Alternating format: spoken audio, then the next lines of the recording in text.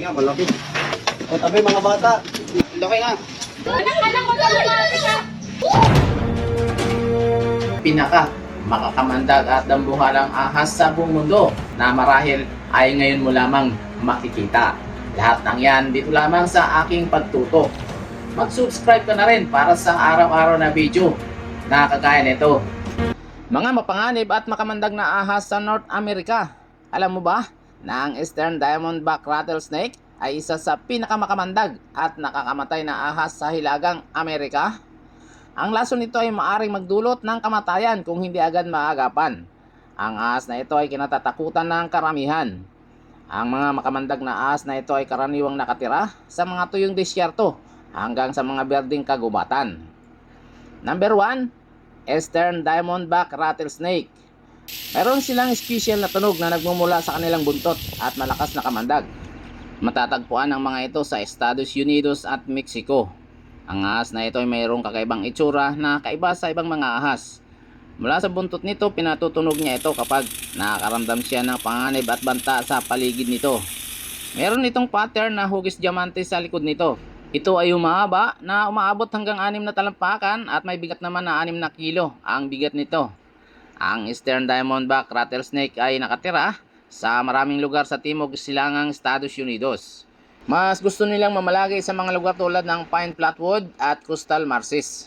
Ang Eastern Diamondback Rattlesnake ay ang pinakamalaking rattlesnake sa North America. Ang lason nito ay maaaring magdulot ng pagkasawi sa tao kung hindi agad maagapan. Ang mga ahas na ito ay mahalaga sa kanilang ecosystem.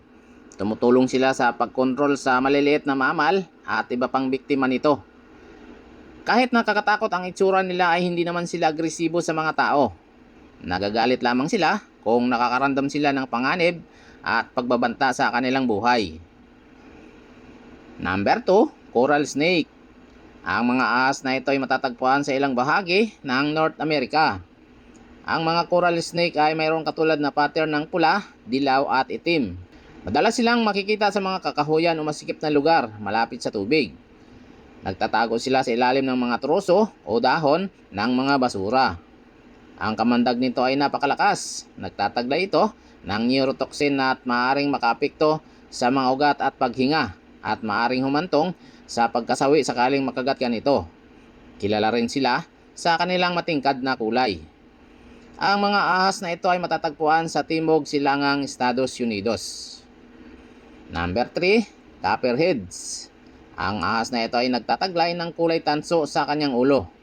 Nakatira sila sa silangan at gitnang bahagi ng North America. Ang ahas na ito ay makamandag. Kilala ito sa kakaibang kulay at pattern nito. Ang Copperhead Snake ay may kulay na pula na kayumanggi. Kung minsan naman ay mas matingkad o mas maitim ang kulay nito. Sila ay madalas makita sa mga kagubatan, mabatong mga lugar at malapit sa tubig. Ang kagat ng Copperhead Snake ay maaring masakit at maaring maging sanhi ng pamamaga. Kasama sa mga sintomas ay ang pananakit, pamumula at pamamaga sa lugar na nakagat nito. Ang pagduduwal, pagkahilo at problema sa paghinga ay maaari ding mangyari kung sakaling nakagat ka nito. Number 4, Cottonmouth Snake.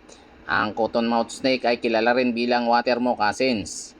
Ang mga ahas na ito ay nakatira malapit sa ilog sa timog silangang Estados Unidos.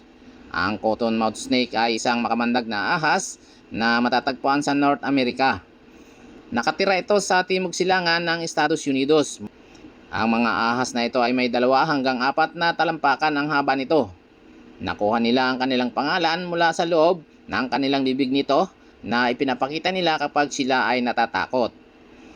Madaling makilala ang mga cottonmouth snake dahil sa mga kakaibang katangian nito. Mayroon silang makapal na katawan at isang malapad na tatsulok na ulo.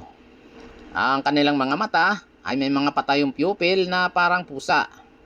Ang kanilang kulay ay maaaring dark brown, itim, matingkad na kayumanggi na may mga pattern. Ang kapansin-pansin at tampok dito ay ang puti sa loob ng kanilang mga bibig na ipinapakita nila sa tuwing nakakaramdam sila ng panganib. Ang mga ahas na ito ay madalas makita sa mga basang lugar tulad ng mga latian at tabing ilog. Mahusay din silang lumangoy at madalas na nagpapahinga sa gilid na may tubig. Hindi naman sila agresibo, pero handa nilang ipagtanggol ang kanilang sarili kung kinakailangan. Ang lason ng ahas na ito ay nakakaapekto sa dugo. Bagamat bihira lang ang nasasawi sa kagat nito, maaari pa rin itong magdulot ng matinding pananakit at pamamaga. Sa mga seryosong kaso, ang kamandag nito ay maaaring humantong at pinsala sa organ sa taong nakagat nito. Ang mga makakamandag na ahas na ito ay tumutulong para makontrol ang pagdami ng mga peste. Hindi naman ito madalas makita sa lugar na may mga tao, pero kung makasalubong mo ang mga ahas na ito, ay mas mabuting umiwas ka na lamang. Para sa inyong mga opinion, mag-iwan lamang ng komento sa ibaba ng bidyong ito. At para manatiling updated sa ating mga susunod na upload, siguraduhin mag-subscribe. I-like na rin ang ating mga videos bilang suporta.